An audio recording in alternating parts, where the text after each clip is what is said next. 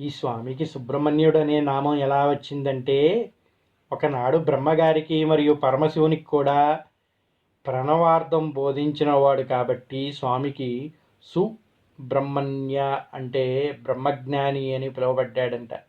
అది ఉపదేశించిన వాడు కాబట్టి చక్కని సు అంటే శుభం, చక్కనిది, స్వచ్ఛమైనది అని అర్థం. అటువంటి ప్రణవార్థాన్ని బోధించాడు కనుక బ్రాహ్మణ్య అంటే బ్రహ్మజ్ఞాని అని పిలువబడ్డాడంట. ఆ విధంగా ఆయనకి సుబ్రహ్మణ్య అనే నామం వచ్చిందంట. పుత్రార్జితే పరాజయం అని చెప్పినట్టుగా శంకరుడు కుమారుని నుండి ప్రణవార్థం విన్నాడు కాబట్టి శివగురు లేదా స్వామినాథ అనే నామం కూడా ఉందంట. ఒకనాడు శివును అన్నీ మర్చిపోయి విద్యలన్నీ కోల్పోయాడంట ఒక స్థితిలో. అటువంటి స్థితి